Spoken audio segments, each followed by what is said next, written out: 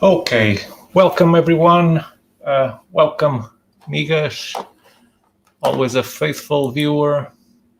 Hope you're doing fine. Today I was meant to have this with showing the back and not the front because this is the biggest surprise. At least for me, it was a surprise. So I talked about it in the channel that Jeff Lemire had another partnership that was not very expected. Hi, Mr. Dinocat. Hello there. How are you doing? Yeah, my faithful watchers, thank you for joining. As I was saying, I've been hinting on a new book by Jeff Lemire. This time he has paired with Scott Snyder, and he left the argument to Scott. So it's not Lemire writing, it's Lemire drawing. Not everyone likes Lemire's drawing. I like it. It's a very unique style. I really enjoy it. I think he has a style of his own, and I like the way he paints and etc. So what we're talking about is AD, After Death. So the book comes around the premise of what if we found a cure for death. So a genetic cure for mortality is discovered, and there's one man that starts to question everything, which leads him into a mind-bending journey that will bring him face to face with his past and his own personal legacy. So what really surprised me was not also the pairing of Lemire and Scott Snyder. It was the fact, the format of the book, because it is a mix of prose and comics that you don't see often. So look at this. So we have narrator balloons over there in a single splash page. Then we have text that looks taken from a newspaper or something like that. It's almost like a novel with pictures. And I wasn't expecting this at all. Maybe I should have seen some reviews before, and I'm not complaining. I just wasn't expecting. I liked being surprised by the peculiarity of this book. So suddenly you just see it like it jumps to a scene where it's a typical comic book with panels with just drawings and balloon stuff.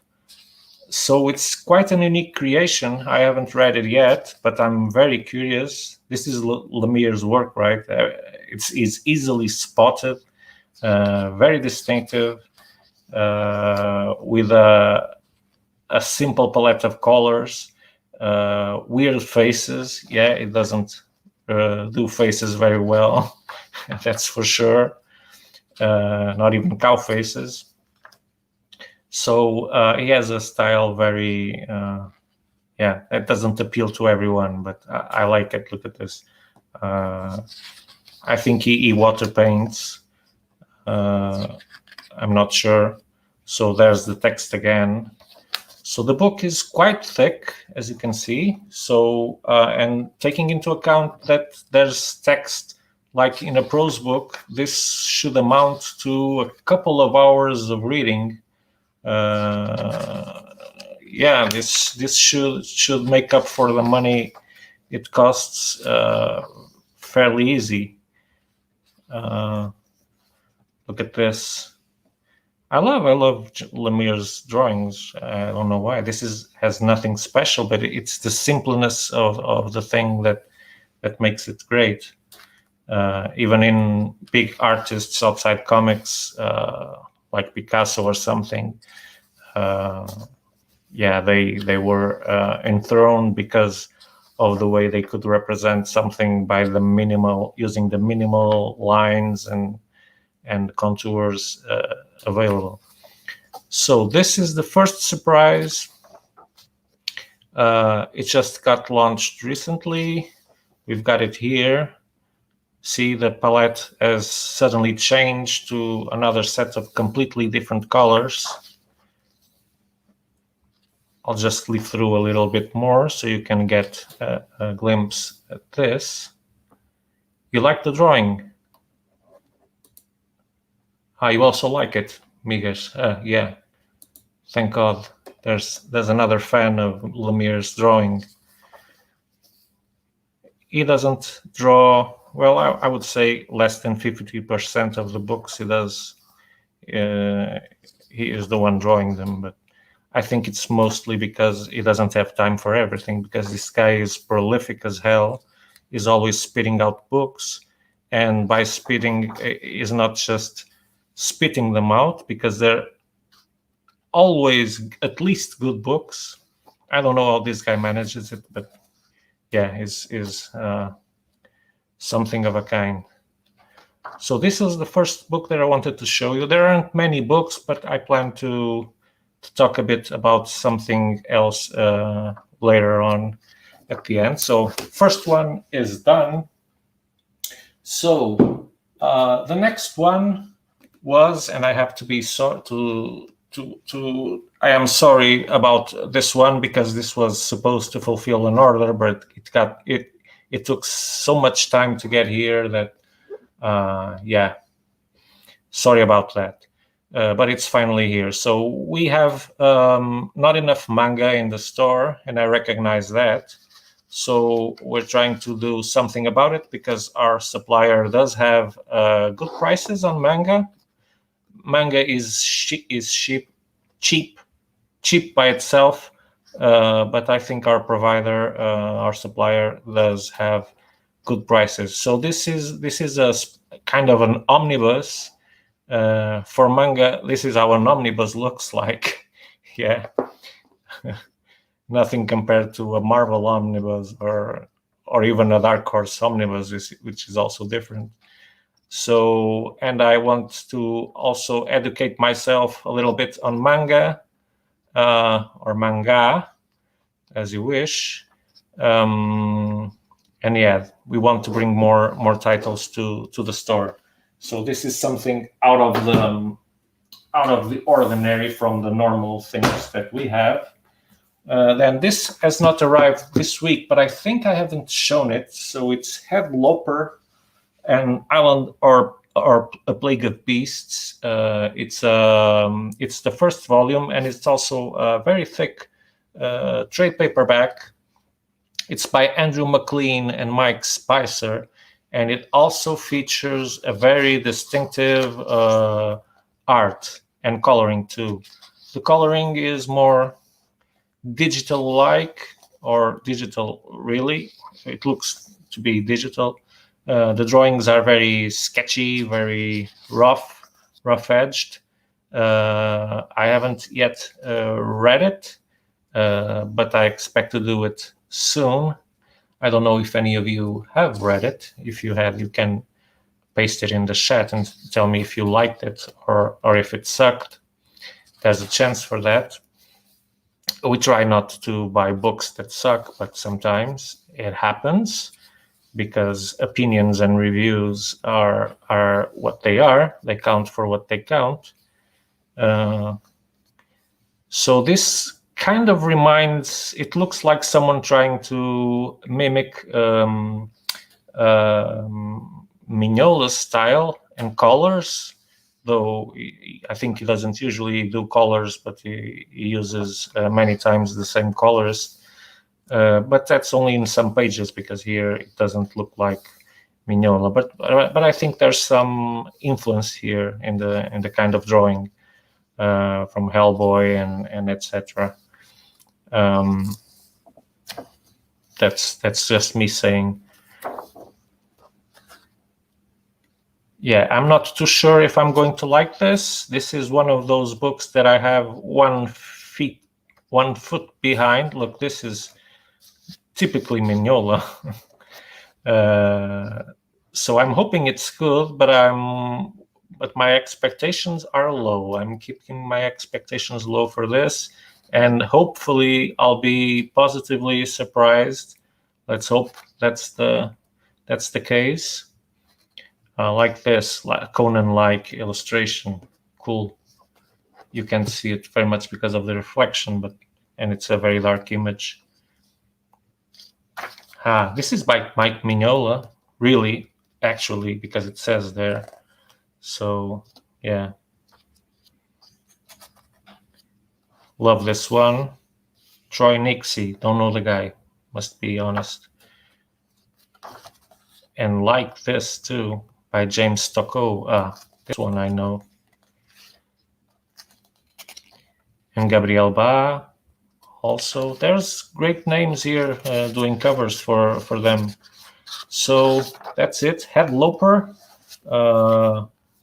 Stay tuned and we'll talk about it briefly.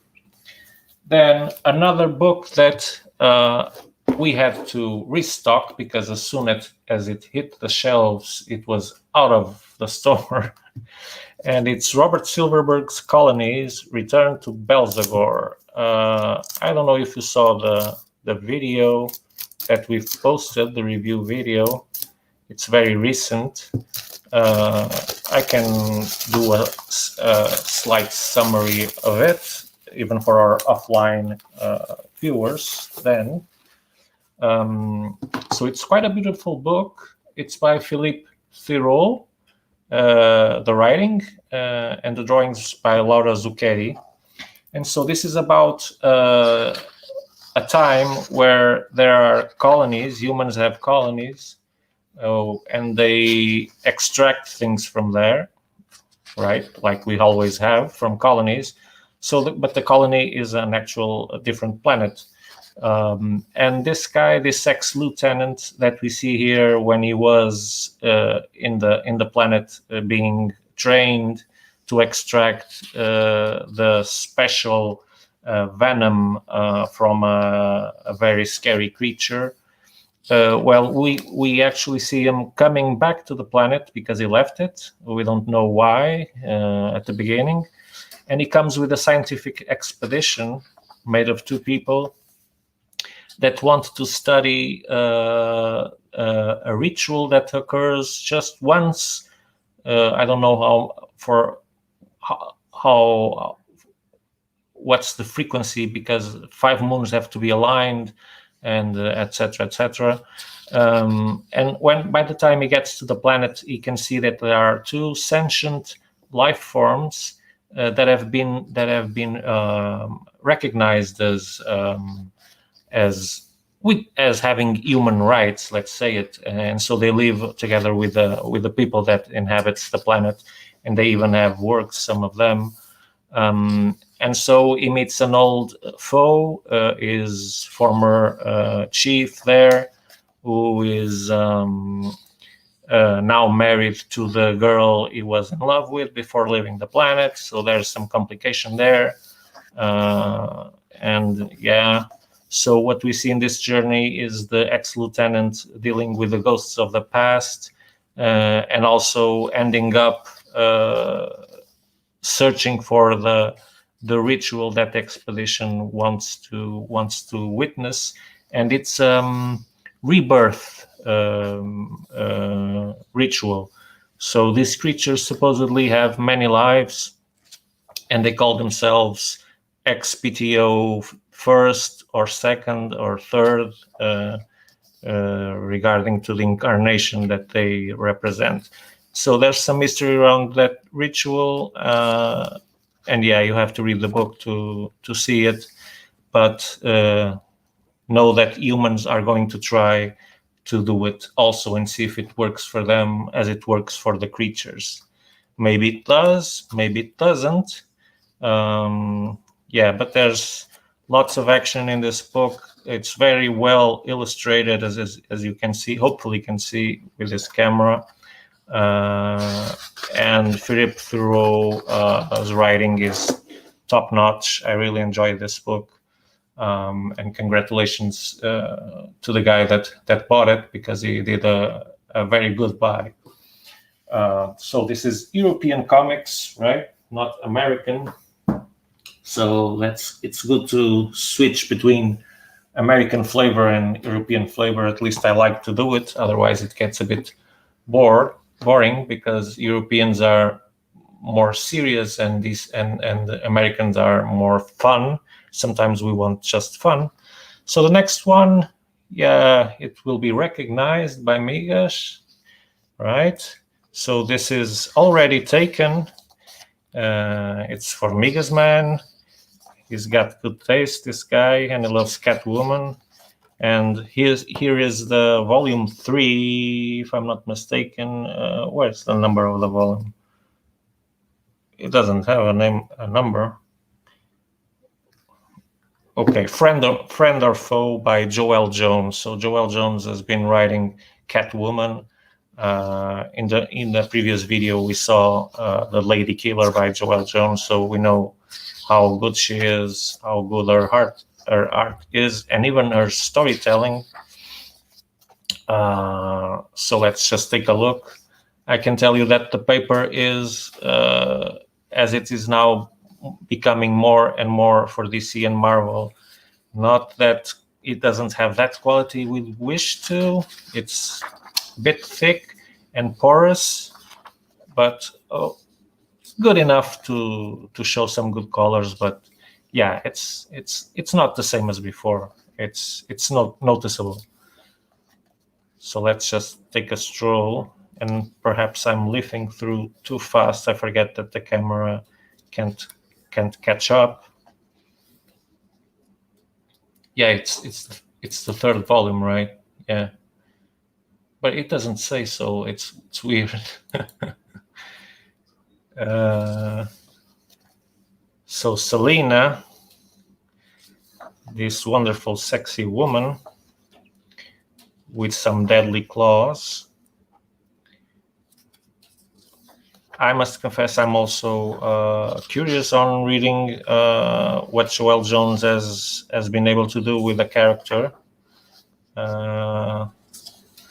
So we'll probably restock after we sell these, because this one is taken, like I said. Variant covers. I like this one. This one is great. Okay, Catwoman. Soon at Migas Man House. Then another title that this one I read, so I can talk about it with knowledge. So it's called Rumble, and it's volume 1, and it's an example of what I just said. Sometimes you just want to read something fun and not very deep, with some humor on it, but also some action and a little bit of plot, distinctive characters, and you can find this in Rumble. So in Rumble, it depicts the normal world, but there's an apparition, of a strange creature that is all floppy. It's like a scarecrow that appears in this bar. You see this guy getting his arm cut off by this strange looking strawman. And the owner of the bar gets to smash it on the head. But then when the police comes, there's nobody and just a mountain of straws, nobody there. So they think he's crazy. See here? Oh, this guy is a loony. But actually he isn't. So that guy was actually a god which was depleted of his own body. And it so happens that before we were on Earth was inhabited by godlike creatures who had a big fight to the death, and they extincted themselves. Only a few of them remained, and so this straw guy, is trying to get his own body back. He wants his body back. I think that's reasonable, right? So he ends up recruiting the guy that bashed him in the head to help him, sort of. And this guy has a weird friend who is just excited and thrilled by the perspective of being able to go on adventures with a godlike creature. He is not scared, whilst the other guy is scared shitless. So they end up trying to help this godlike creature to get back to his body. But there's a small group of other gods that still hold his body and don't want him to get his body back because he's a powerful foe, and he does want to get them for what they did to him.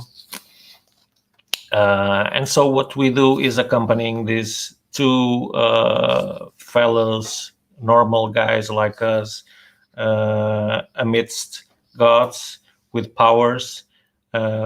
We see him a funny situation where this guy is made of straw only, right? He's a scarecrow. He doesn't have a body, this god, so he's vulnerable to fire. So this genius of a guy is just spraying him with flame retardant so he can face the other demon. So there are some funny things here, especially this guy brings up some funny tone to the book. So it ends up being an enjoyable read, but it's not one of those books that you say, wow, what did I just read? No, forget it. It's just a fun read. Something to read in between more dense books. It's well illustrated. I think it's it's nothing out of the ordinary, but it's not bad. It's like I used to say, it's a competent artwork, and the monsters look cool. So this is Rumble Volume 1. And that's all I have to say about this. Then what else have we gotten? Okay, Berserk Deluxe Edition. So we're getting this is also taken. I don't know if you've seen Berserk's artwork before. I can show you. This is Volume 3, right? I have said it already. Let me just, some plastics are thicker than others. So this is probably the most thought out and famous manga even today, by Dark Horse. Dark Horse must be doing a lot of money with this. And so these versions, these deluxe editions for fans are truly excellent, because the finish is leather-like. It feels like leather, and super thick leather. And of course, the artwork is not colored. That's my main problem with manga. It's not having color. I'm ashamed to say that, but really, it makes a difference for me. I love color. But you can take a look at the artwork and see if you find it interesting. I've heard excellent remarks about the artwork, but I've seen manga with much better artwork, in my opinion. But I'm, like I said, I'm not a specialist in manga, so maybe I'm mistaken. But I've seen better. I like Lone Wolf and Cub much better.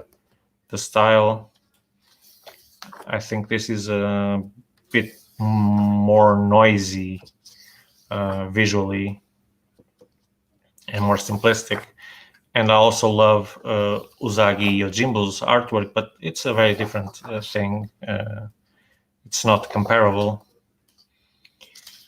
Yeah, but as you can see, these are very thick books, and hence not very economic. But yeah, that's what it is. So more manga. Then what did we get at a special somewhat special price, and we took the opportunity. And I can see now that it's 30. Oh God. Let me just open it. So this is East of West by Jonathan Hickman. We had volume 1 here in the shop, and two, I think, but they're gone. I missed them. So here's number 3. These books are getting scarce, so I'm taking the chance to get them while we still can. Yeah, but this one will have to go back. This is not acceptable. You see the dirt there? If I do the shade, nah, not good enough for our standards. So East of West, I've read some of it. Unfortunately, it's on my to-do continue reading list. I like Jonathan Hickman's writing a lot. The artwork is fine by me. It kind of reminds me Saga, the way it's painted and etc. And even the drawings, though not always. For example, these pages don't look like it. So this is like a sci-fi, cyberpunk, whatever you may call it, adventure where you've got a guy with powers also seeking for revenge against another faction having the same powers. You have a mechanical bull that he rides off on and that shoots blasts of energy. You can check I think I did a review on the volume 1. If I haven't, I must do it, because I enjoyed it, but it was a long time since I read it. And there are some details that I can't remember. But I think he was looking for someone of his family. So this is the main character, this guy all in white. It looks like a dead cowboy. And it's kind of creepy. So this has some tone of horror, not too much. It's more sci-fi than horror, in my opinion. Yeah, very good, right? Yeah, I think so. But I really need to refresh because it's a long time I read it and I stopped at volume 1. So I really need to refresh my mind because I read so much thing after, but I know I enjoyed it. And the artwork is, well, it's good. It's good artwork.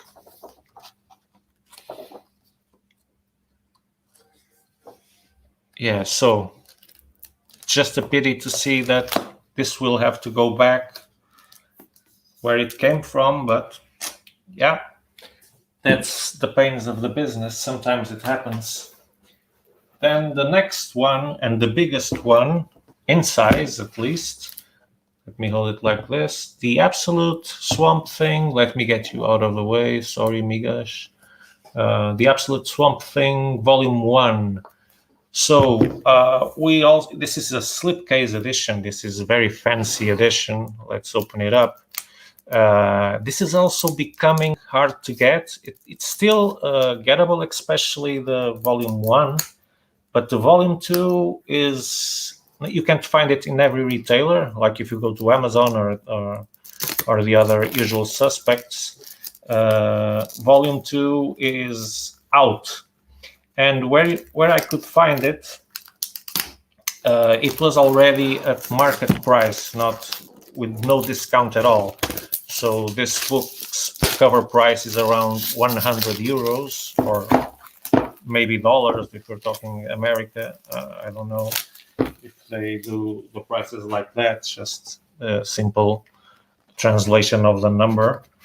But as you can see, it has a slipcase, a little something here about the book.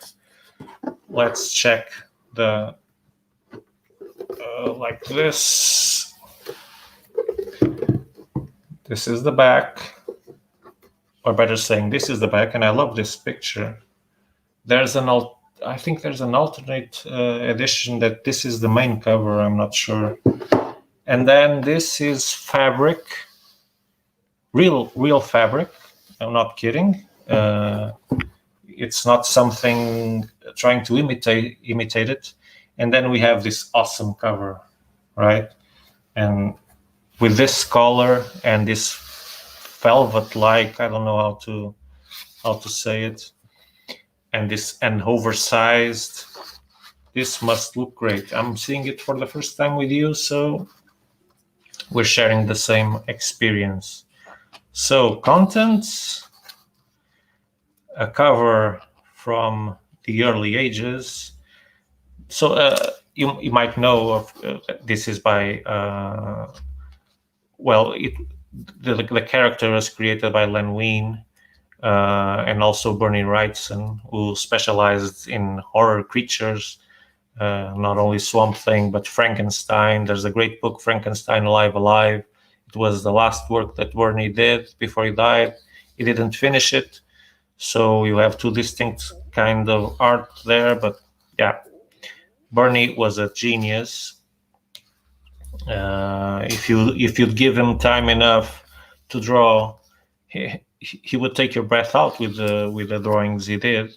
Of course, that in this periodic publications, they have to speed up the process, and they can't be as detailed as they want to. So Bernie can do much better than this if he's given the time. Yeah, but it's a great looking book. The oversized, I'm really getting in love with oversized hardcovers, because it really makes a huge difference when you're reading it. It's just great. The art is, it's like it gains a special dimension. Look at this. It's very old school illustrations, but real good. Look at that. Yeah, this is an awesome book, and the paper is not like unlike the Catwoman that I was complaining about. This paper, oh look, it has a page marker. That's always good for such a big book. It's handy to have one of these things. The paper is real glossy and thick, real thick. It's a great edition. And the cover, you have to feel it. It's out of the ordinary. We have a great cover in Portuguese edition of the Chateau des Animaux or something like that. So it's the Castle of the Animals. I don't know how it's spelled. That it's velvety, but none like this. This is actual fabric. Look at this. Great artwork. So like I said, volume 2 is getting rare, so we're thinking of getting it while we still can. Otherwise, you'll be stuck with volume 1 only and waiting for a reprint. And we know how reprints can take their time, right? Yeah. Amazing art. Yeah, I agree. And the size helps a lot. If you were seeing the book like I am, you would be even more excited about it. It's really awesome. Like this unordinary panel ordering, and there's some different direction, reading in a different direction. Yeah, I've heard about it. I haven't seen it yet. Here are some sketches, great ones, and some early artwork. Yeah, it's a great looking book. It's so soft. You could almost make a pillow out of it. And so we've reached for now the new stuff that has arrived. Like I said, we have a big shipment already requested and coming, and also another, I wouldn't say big, but considerable one that must be already in transit too. I'll put this inside later on. But I wanted to talk a bit about one book that I love and that I just finished reading. Sorry, I'm trying to get it. It's a bit heavy. And this is it. This is Postal by Brian Hill, Matt Hawkins, Goodhart, Russell, and Golden in the coloring and drawing. And I love this series. So for anyone who doesn't know about this, please take some knowledge on it. Read the first volume. We've got it in volumes too. We've got this complete collection, hardcover, but we've got the whole set of volumes. I think we're not missing anyone. Yeah, we've got the whole 7 volumes. And this is about a very special place called Eden, where crooks, criminals, rapists, whatever, people with dark pasts go to. Let me just change the light because I just noticed I have the wrong lighting.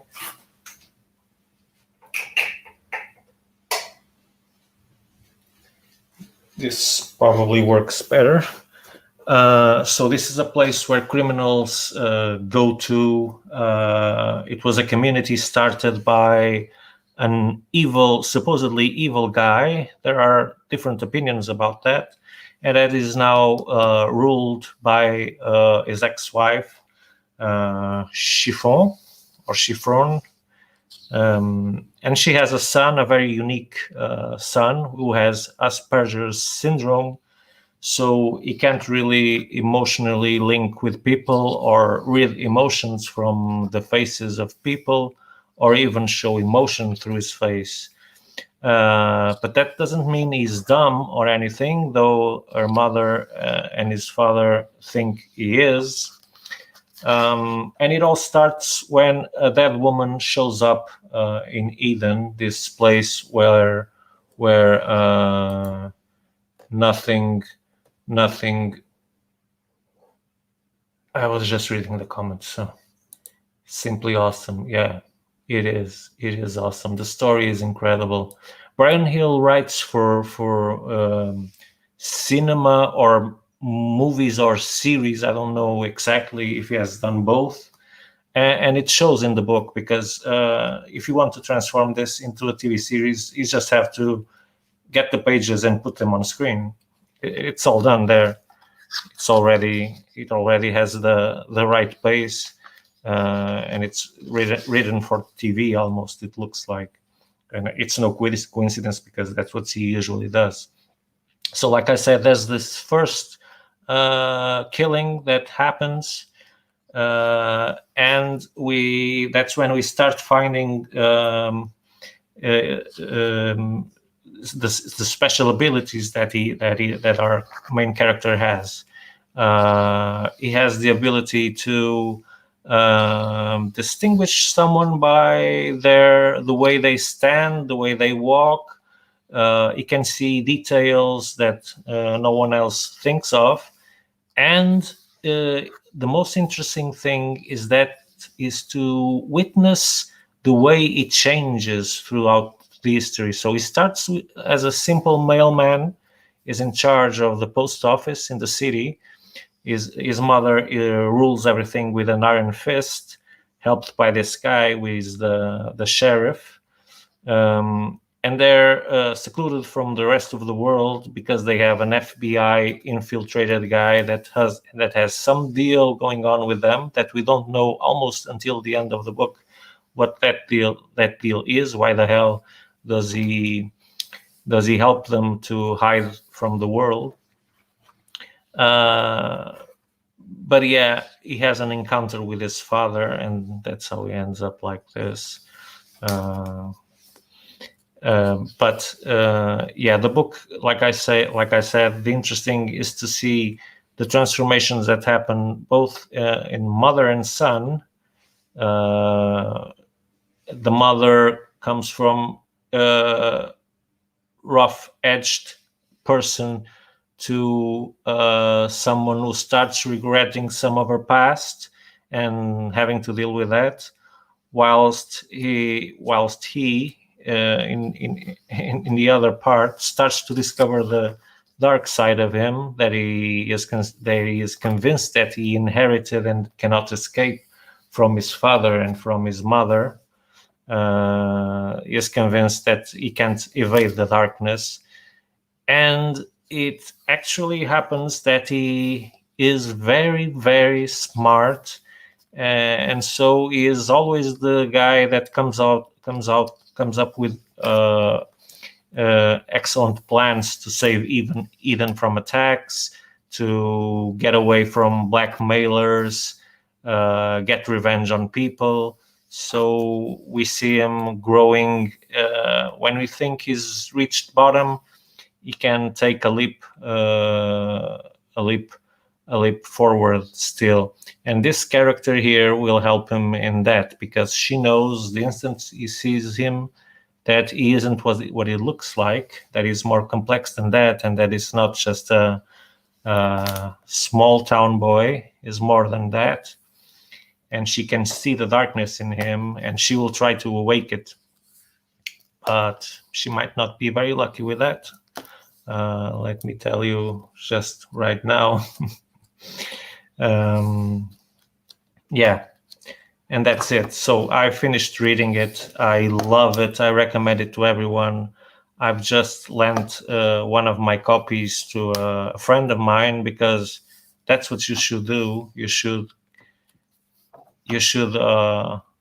try to spread the word about genius things, and I think this book is genius. Now, what I wanted to talk about was maybe talk a bit about Dark Horse and what we have here in the shop that I would like to bring some attention to. First, I would start with better take this out, otherwise. I would start with Baltimore, just because it's Mike Mignola and because the illustrations are awesome and the colors are awesome. Because this paper is it's not the absolute Swamp Thing kind of paper, but it's a good paper, and the coloring is great. I just love these blues. With the contrast of the bright oranges and reds. And so this is volume 1. We've got volume 2. That's always weird to say. So if you don't know Baltimore, well, it's part of the Hellboy universe created by Mike Mignola, or the BPRD universe, better saying.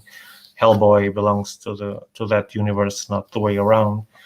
And so Lord Baltimore faces the supernatural, and he has lots of adventures, going solo or with some help, it depends. And it travels from city to city, trying to get them rid of the plagues that assault them. So there's horror, there's suspense, thriller, vampires, beasts, witches, things like that. And the book just looks great. It's really great. And I think that volume 2 is even better. The work and the coloring especially, I think it's a little better. It might be my just an impression, but that's the impression I get. Yeah, sorry for being late.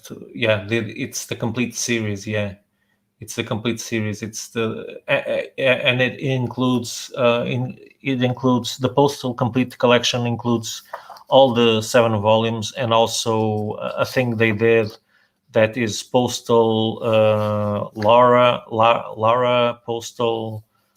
No, I forget the name of the main character.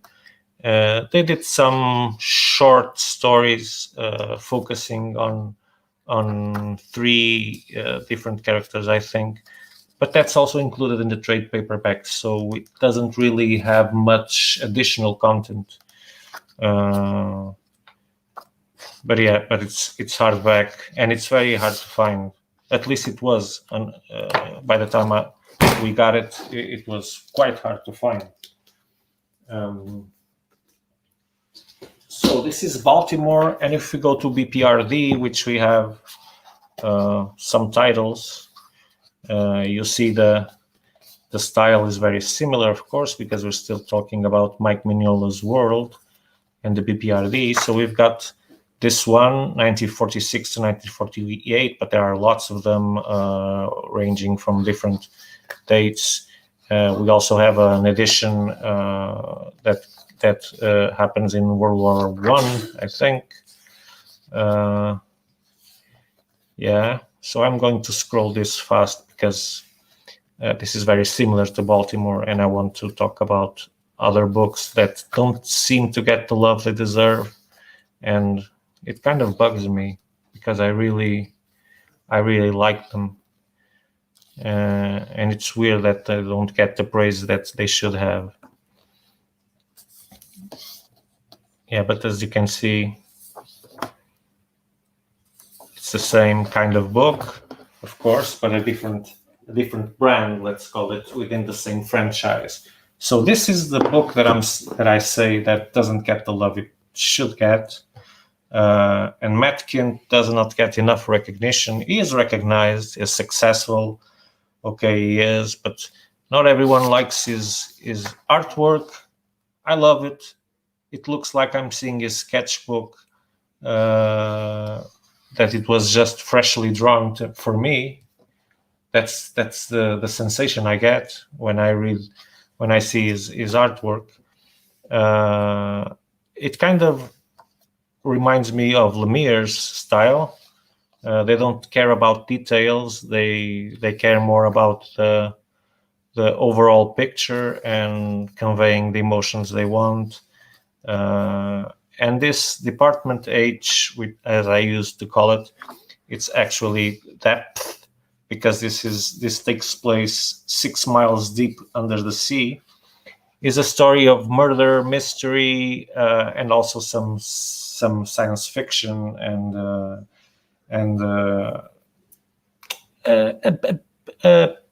bit of horror, but not much. So, and the story is about this girl that comes to this expedition that is in a container deep down in the sea. She herself is an astronaut. She has been in a space station for some time, so she's used to being secluded from the world and isolated. And she comes to investigate a murder. Actually, she comes to investigate her father's murder or disappearance, because there's no body. No one knows if there was a murder, and everyone in this book is a suspect. So that's what makes it interesting. As soon as she finds something that she didn't know about a character, Matt Kindt does some shows the diary and the log, her log, where she takes her suspicions, and typically you will think, yeah, that's exactly what I was thinking. That guy was acting suspiciously or said this thing that didn't add up, so he must be hiding something. But things aren't always what they look like, so that's why this is very interesting. Suspects become actual allies as the story progresses.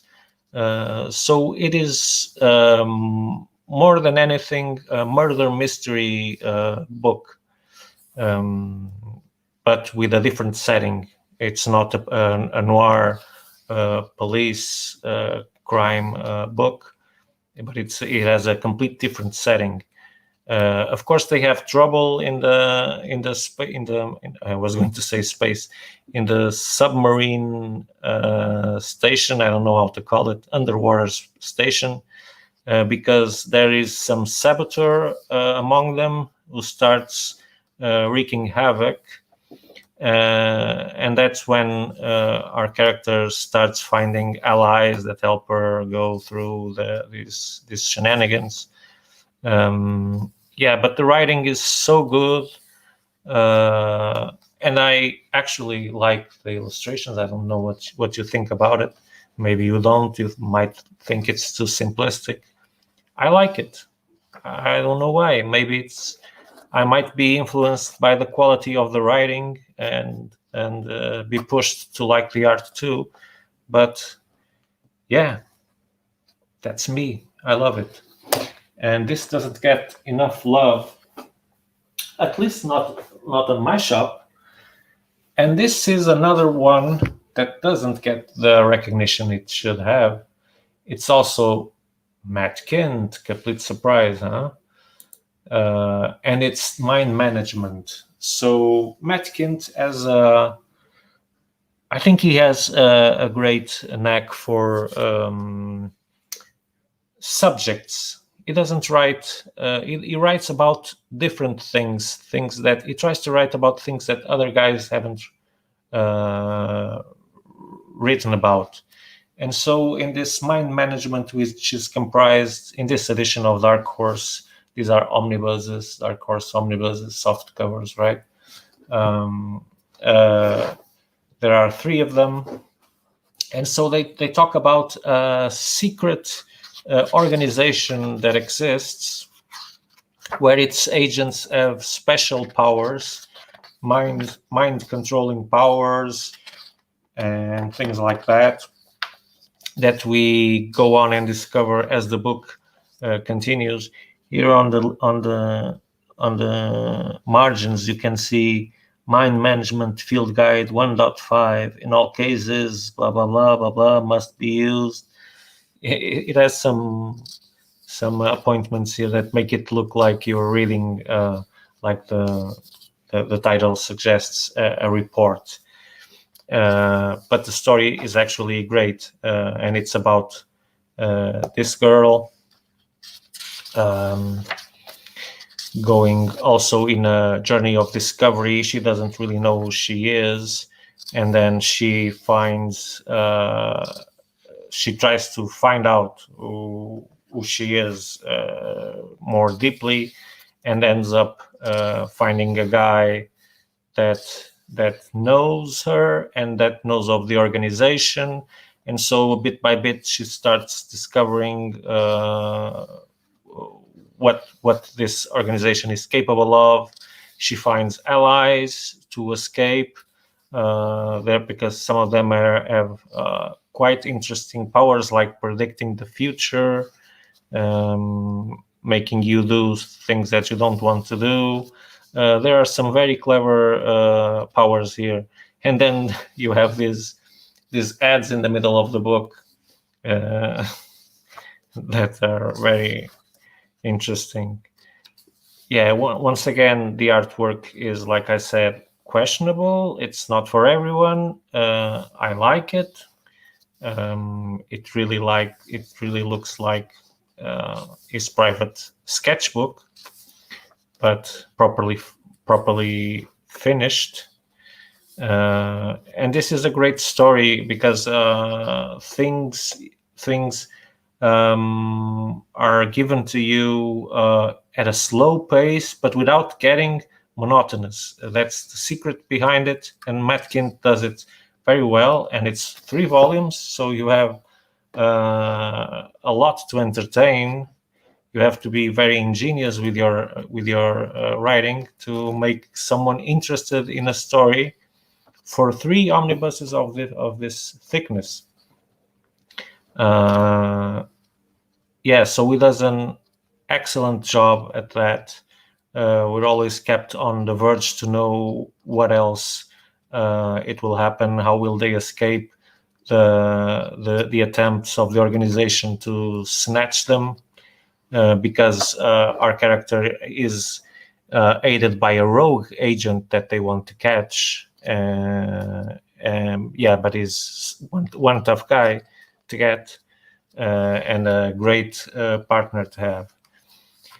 Yeah, that's the one book that I talked about and that I want to talk about. And then there's David Mack. And I've recently said in the video that I don't only do reviews about things that I like. Well, Kabuki is not for me, I must say. But I have to recognize that David Mack needs no introduction, right? Because he's the master of covers. And I know we have a fan of David Mack here in the session watching live. I do really appreciate the art in the book. I can appreciate it, though I don't love everything. I'm just trying to scroll to some colored pages because there are some colored ones. Where are they? Am I mistaken? I think I'm not. No, I'm not. So here you have some kind of collage work, right? Very typical of is a painter, right? Yeah, and is an artist, no doubt. He is not one guy to do traditional comic books. It doesn't make sense to have his talent put in that way. He wouldn't be able to do it, probably, but he does covers like no one else does. And so you can see the illustrations and the formats of the panels. There's some interesting work here. I just didn't get caught by the narrative, which is very poetry-like. This image is great. And it didn't captivate me. It is very... I find that it lacks a thread that you follow in the action. You get a bit... You have to sew the parts that aren't there. I'm more used to a narrative that guides you through. So that's probably why I didn't quite get the book. That's what I interpret. I don't get the book, but I aim to go at it one more time, because I didn't try that hard. Yeah, that's Kabuki from Dark Horse, and that's all I wanted to show. Yeah, and I'm very disappointed that this one is also damaged. The Absolute Swamp Thing. It's incredible. You guys know, whoever has bought from us, that we place a lot of care on packaging the books, because I see myself as a customer, because I'm also a customer. I also consume books, and there's nothing more annoying than getting a damaged book. I think I'd rather get a book that I don't like that much than getting a book that I love and being like this, all dented here. I don't think that's acceptable, because I have to talk with my supplier. He needs to reinforce the packaging. Usually, I have no trouble with books coming from them, but when there are big books, things get a bit nastier. It's harder to maintain them in pristine condition. So that's it. I probably talked too much for so little books that I have. So probably the next live session will take 3 hours, because there will be lots of books to show compared to today. So my my curiosity is mainly on this little fellow here. Little, it's not little, because you can notice that the format isn't a regular format. It's not Franco-Belgium, but it's wider. It's almost square, and I'm really curious to see how Scott Snyder does with prose, because what we see here is almost prose, right? Very curious about this, but this will take some time to read, and I read mostly at night. It will be hard to concentrate. Yeah. So that's it. Thank you for my faithful watchers. You're very appreciated for coming here, so that I don't feel that much alone. And for all of you offline readers, hope you've seen something you like, and hope to get you in some live session in the future. I would like to have you here to share some opinions and stuff. It would be great if this was more like Zoom and give you the ability to participate and actually speak instead of just chatting. But that's what it is. 3 hours to the limit. Yeah, we've got a deal on that. 3 hours, no more than that. Okay, so that's it. Thank you for coming once again. It was a pleasure to show you these books. Not a pleasure to see that some of them are damaged, but yeah, it served for that also. So until the next time, bye-bye. Stay safe. Have a nice weekend. And Mr. Xenocat, you've got some time to read your books now because you have them already. So take the weekend and devour those guys. So bye-bye. See you. Thank you for coming, and thank you for watching, all you offline viewers. Bye-bye. Ending broadcast. Deviant Fun out.